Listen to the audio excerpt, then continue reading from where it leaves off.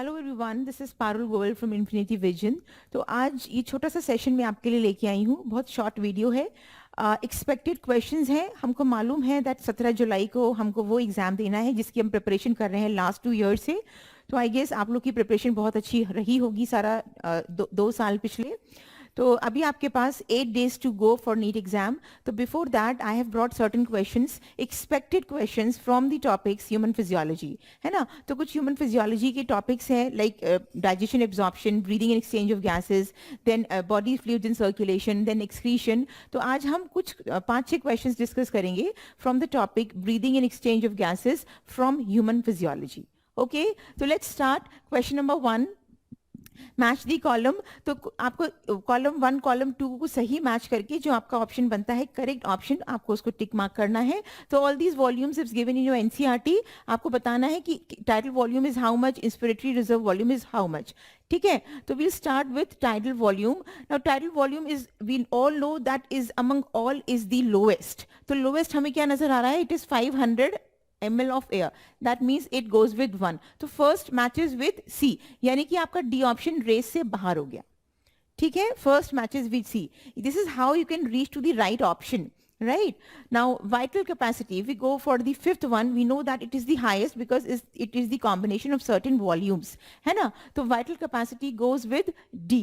That means fifth goes with D, है ना। तो यानी कि हमारे पास फिफ्थ गोज विद डी, हम ये ऑलरेडी निकाल चुके हैं और हमें मालूम है fifth goes with D. That means this will be our correct option. और क्रॉस चेक कर लेते हैं। Second says A, inspiratory reserve volume, it is 2500 to 3000 ml of air. Expiratory reserve volume, it is third says B, that means 1000 ml of air, right? And then residual volume, it says 4 with E, absolutely it is 1200 ml of air. Then it is vital capacity, we have already mentioned, it is 3400 to 4800 ml of air. So this is how you can reach to the right option. B is the correct one. चलिए आगे बढ़ते हैं। Okay, blood carries the carbon dioxide in 3 forms. हमें मालूम है 3 तरीके से blood transport करता है कार्बन डाइऑक्साइड को, from the tissues to the lungs. Now the correct percentage of carbon dioxide in these forms. तो आपको बताना है कि 3 तरीके से जो ट्रांसपोर्टेशन होता है कार्बन डाइऑक्साइड का 3 फॉर्म्स में, कितना कितना परसेंटेज कार्बन डाइऑक्साइड उन फॉर्म्स में ट्रांसपोर्ट होता है। ठीक है, तो first option says as carbamino haemoglobin, it is what? It is 20 to 25%. As bicarbonate 70% dissolved form in the plasma is 7%. So actually this is the correct one. As carb amino hemoglobin, it is what? It is, just a second. It is 20 to 25%. Bicarbonates की बात करें तो 70% and dissolve form in plasma की बात करें तो 7%। ठीक है, आगे बढ़ते हैं। All of the following favors the formation of oxyhemoglobin in lungs, है ना। तो आपको बताना है कि कौन सा option is right which actually favours the formation of oxyhaemoglobin in lungs, है ना।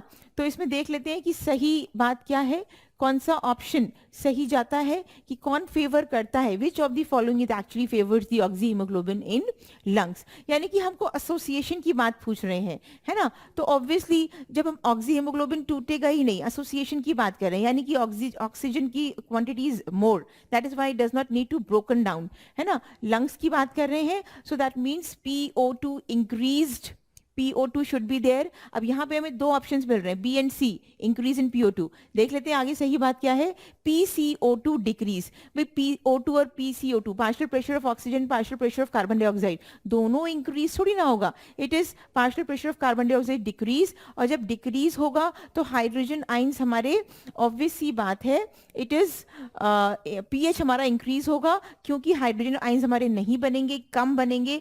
क्यों? क्योंकि कार्बन डाइऑक्साइड की क्वांटिटी कम है। हमें मालूम है जब कार्बन डाइऑक्साइड पानी के साथ कंबाइन होता है तो अपने आइंस में डिसोसिएट होकर तब H+ आइंस को बनाता है।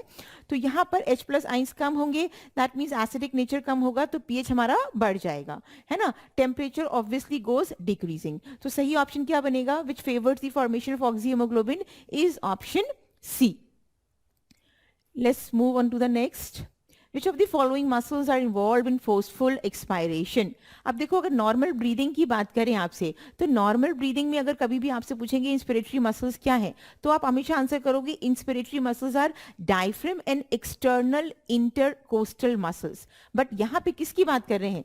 यहाँ पे हम बात कर रहे हैं फोर्सफुल ब्रीदिंग की. तो फोर्सफुल ब्रीदिंग में हमारे पास कौन कौन सी muscles which are involve in the breathing? First is abdominal and diaphragm muscles, external intercostal muscles and diaphragm muscles, and third is abdominal and internal intercostal muscles. So actually सही option हमारा ये बनेगा. हमको forceful breathing जब हम करते हैं, so that at that point what we require is abdominal and internal intercostal muscles. ठीक है, चलिए आगे बढ़ते हैं. Gaseous exchange takes place through diffusion membrane. Which of the following is not related to diffusion membrane? तो आपसे क्या पूछा है, कौन सी बात नहीं रिलेटेड है किस चीज से? डिफ्यूजन मेम्ब्रेन से. Let's see the options. It's total thickness is more than a millimetre. यही हमको आंसर मिल गया, it is less than a millimetre, है ना. बाकी देख लेते हैं. Thin squamous epithelium of alveoli, बिल्कुल होता है ये तो it is not related. Endothelium of alveolar capillaries, a basement membrane. These are the three actually the structures which is present in our diffusion membrane. So basically the option A is incorrect. It is less than a millimeter. ठीक है, तो these 5 questions which are expected in the topic breathing and exchange of gases, I hope तुम लोग को समझ आए होंगे.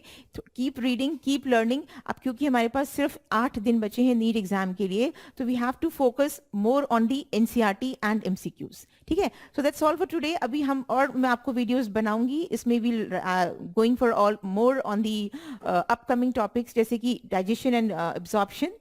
And then the body fluids in circulation. We'll also go through these topics and the expected questions from those ones. That's all.